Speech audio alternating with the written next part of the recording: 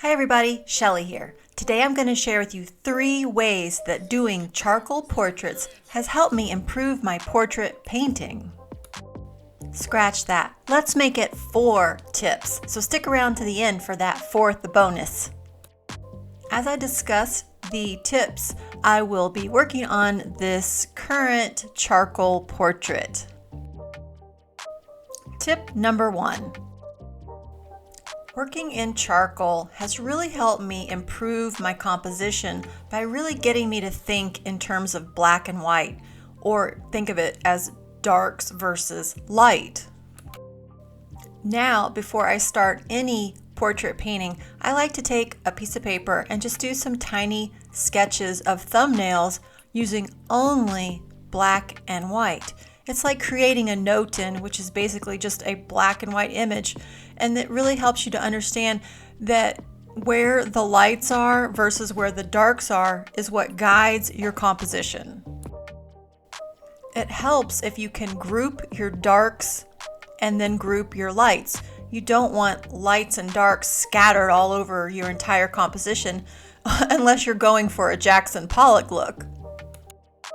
A good composition will either be predominantly white in the Newton or predominantly black in the Newton. You're not going to have equal amounts of black versus white for a good composition, typically. And it may help you to think in 3 values. Perhaps you want to do your Newton or your little thumbnail sketches using black, white, and a mid-value gray, which is perfectly fine to do as well.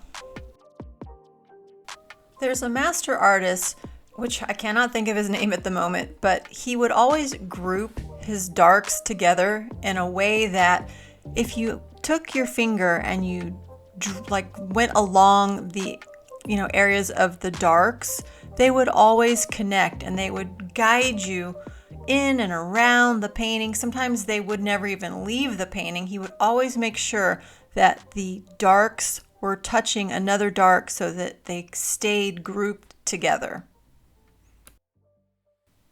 Grouping darks, or shadows if you will, was always a concept that somewhat eluded me until I started doing charcoal portraits. Then I became able to better see and think about how the darks could be grouped, allowing the light areas to kind of stand out more on their own and really be surrounded by darks so that they were the star of the show, and the dark areas and the shadows kind of were the secondary players in this composition. The opposite of this would be true if you're doing a high-key portrait. Then the dark areas would become the star players because they would be more minimal in the composition and more surrounded by lighter values. This is where doing those little quick thumbnail sketches before you're starting your portrait, it's really just thinking visually, and you can, experiment, especially in that stage. What have you got to lose? They're tiny little thumbnail sketches. So do the portrait as if it were a low-key, dark portrait with lights being the star of the show, and then reverse that and see if you like the effect one way or the other. And then you can try moving elements around and, really helping to guide your viewer through your portrait painting. I think charcoal portraiture has definitely helped me get a better handle on this concept. This brings us to tip number 2. Charcoal portraiture has really pushed me to make more creative and interesting marks in my works. I feel like with charcoal, I've learned to really experiment and have fun with creating textures and different brush marks. And even with charcoal portraiture, I sometimes use a paintbrush, especially an old splayed out paintbrush. I just dip it into the liquid acetone and then dip it into the charcoal powder, and then you can brush it on, and it creates beautiful darks and interesting textures.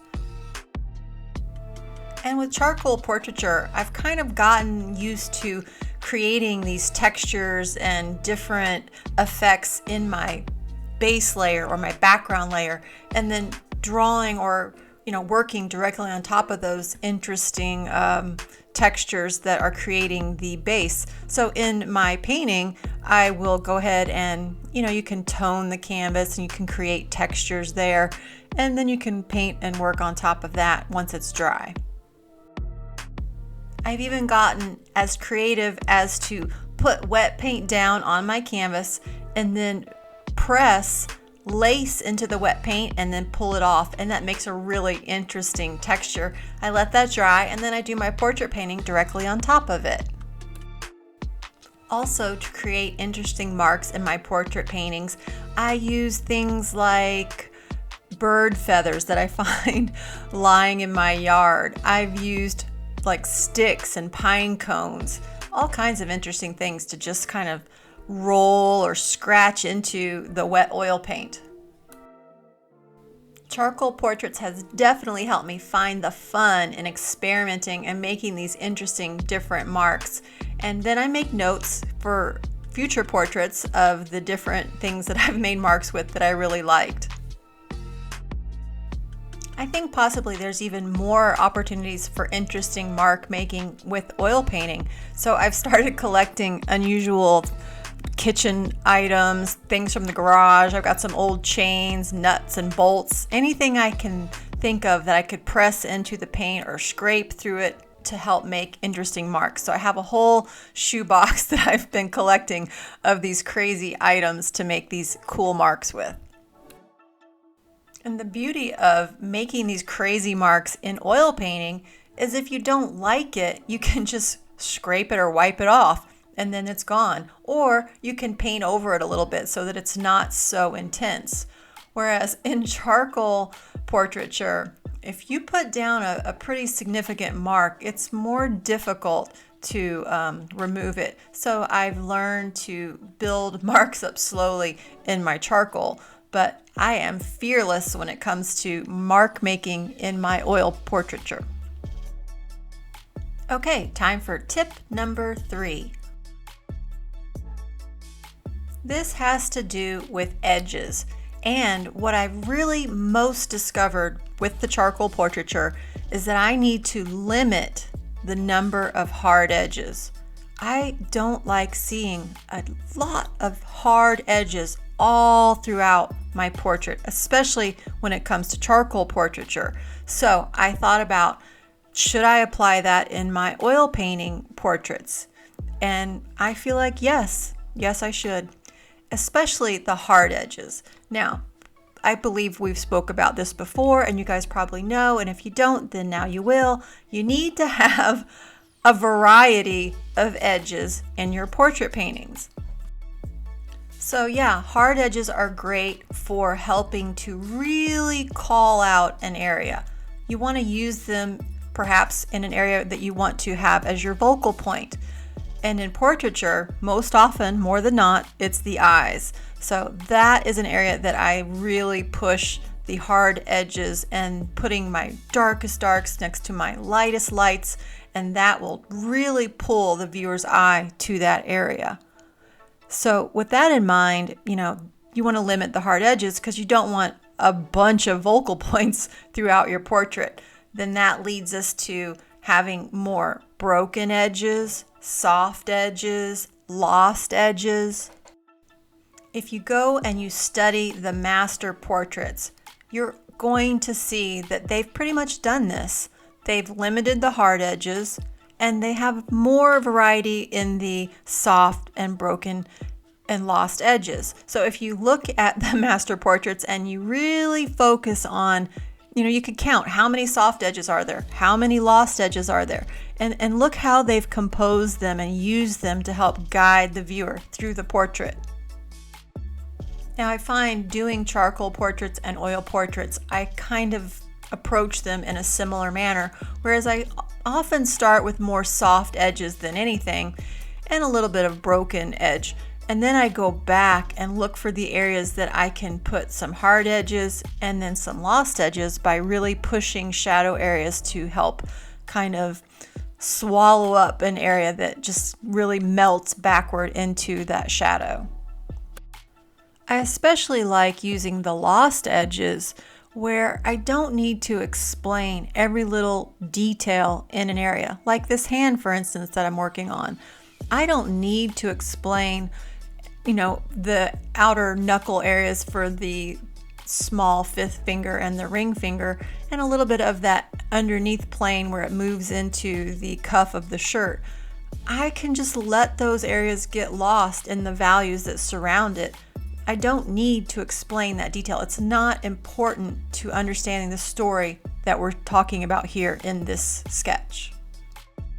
You can also see that happening here in the cards. The initial card that's forward facing the viewer most is, a little bit more detailed and explained, whereas the subsequent cards moving to the left are just going to get lost in the lost edge. I don't need to explain those. Your brain will tell you, yeah, there's some more playing cards behind this initial first card. Just to reiterate, tip number 3, it is limit the number of hard edges throughout your portrait painting. Bonus tip number 4. So while I'm working on my charcoal portraits, I'm telling myself to draw or sketch like a painter. Now, I know that's not necessarily a charcoal portraiture telling me how to do something better in oil portraiture. However, it does improve my ability. It makes it more second nature to just see in masses over lines. And sometimes portrait painters can paint more with lines rather than masses or shapes. Especially in capturing a likeness, you want to really understand and get that shape and value of the shadow in the face. If you capture those shapes, those masses, you're going to have a really good likeness. So tip number 4 is see in masses over line. When I first started painting portraits, I was doing it more like how I would draw, with line. But I no longer draw with line. I draw like a painter, using masses and shadow shapes. So if you're able to think of masses and shapes of shadow, you're going to have better volume throughout your portrait. You're going to get away from those flat, cartoon-looking portraits. So think in terms of masses of shadow shapes. So charcoal portraiture has helped me improve my compositions. It's made me a better mark maker, and it's really taught me to limit the number of hard edges. And then it also has really enforced the fact that I need to see and think in masses of shape and shadow over line. I hope you'll think about these tips while you're painting your next portrait. I wanted to remind you that I do have critique packages available at sjcportraitcourse.com. Critiques, in my opinion, are the best way to help improve your skills, especially when it comes to portrait painting. Happy painting, everyone, and I will see you in the next video.